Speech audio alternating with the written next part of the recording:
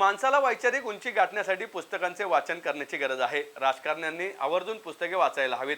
माझ्यासारख्या अनेकांना वाचन करायला कमी वेळ मिळतो, मात्र आम्ही वाचायला हवे। त्यामुळे ज्ञानात भर पडून त्याचा फायदा आम्हाला तळागाळातील नागरिकांचे प्रश्न सोडवण्यासाठी होईल, असं मत भारतीय जनता पक्षाचे प्रदेशाध्यक्ष आणि राज्याचे नवनियुक्त कॅबिनेट मंत्री चंद्रशेखर बावनकुळे यांनी व्यक्त केले।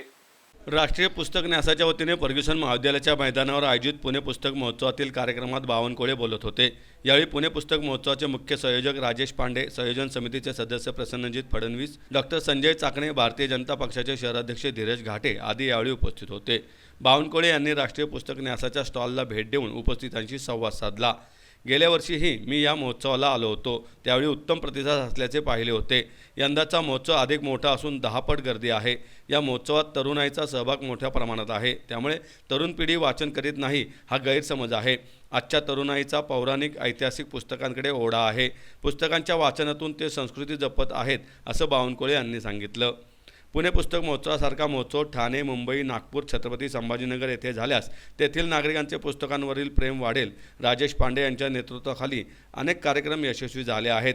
मेरा माटी मेरे देश या कार्यक्रमाची देशात चर्चा झाली होती, अशी आठवण बावनकुळे यांनी सांगितली। पुण्याला एवढं मोठं जगातलं देशातलं मोठं पुस्तकाचं एवढं मोठं या ठिकाणी आयोजन होतं, पुस्तक महोत्सव होतो, मग तो नागपूरच्या उपराजधानीत का होऊ नये? राजेशजींनी मान हलवली आहे।